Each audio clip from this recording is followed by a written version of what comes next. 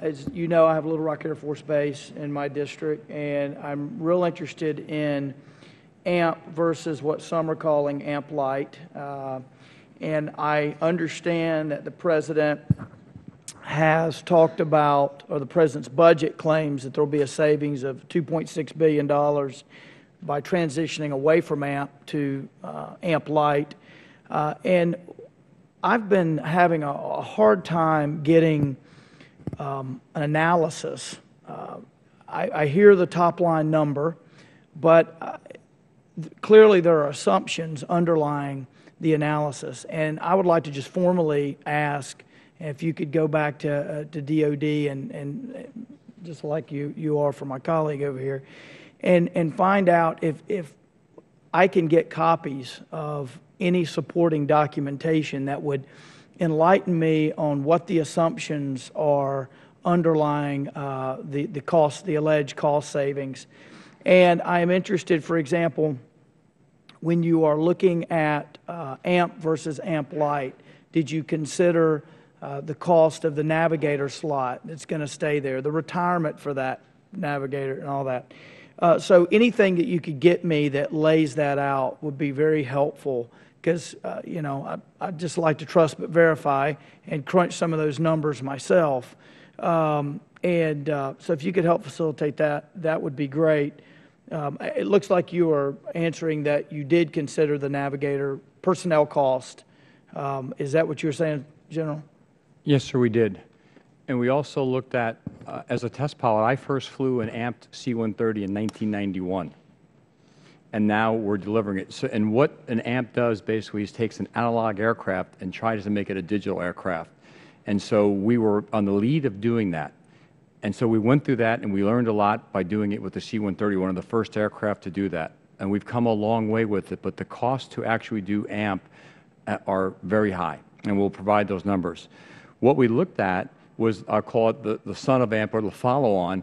Basically, many other air forces, the C-130s, they've actually gone out to other people, and they've said, hey, we can do this much cheaper now because technology has advanced.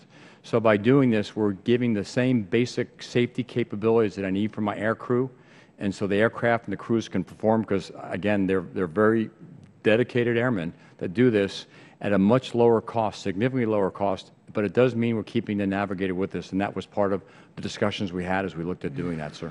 In my understanding, and correct me if I'm wrong, but I met with a lot of the pilots on the National Guard side at Little Rock Air Force Base a couple weeks ago, I guess. And I had them sort of go down the list and enumerate for me what they anticipated would be left out of an AMP Light as compared to an AMP in terms of capabilities. And so any information you've got on that would also be helpful. Sort of, these are the things we've got to drop if we go to an AMP Light. And has there been any kind of independent analysis of AMP versus AMP Light? Just anything that you could get me on that would be great. I'd be happy to provide it, Mr. Griffin, whatever we have. Okay. While I've got you here, General Wyatt, this is a little off subject, but I'm going to ask it anyway. With regard to the 188th in Fort Smith, we've talked about the A-10s and the fact that the A-10 mission is potentially going away. My understanding is that Secretary Panetta met with the Council of Governors in late February, maybe on the 28th or so, and that he had agreed to allow the Council of Governors to submit some recommendations for an alternate plan. Is that correct? Are you familiar with that? I am, sir, and that's correct. Okay. Could you give me an update on where that is in the process? Have they submitted the alternate plan? Yeah, it looks like they have. I've got some of the contrasting reductions, the manpower adjustments here, and is that being considered? How long will that take? Could you elaborate on that? The Council of Governors plan was submitted. and is currently under review inside the United States Air Force. Air National Guard staff is working with Headquarters Air Force staff to validate the cost estimates in the Council of Governors plans, and at this point it's being worked internally to the Air Force corporate process. As far as expectations, we're on a pretty tight timeline, so I would expect some sort of decision out of the Air Force here in the next week to 10 days, but don't hold me to that because I'm not the one driving the time schedule, but it is being considered. Yes, sir. Okay.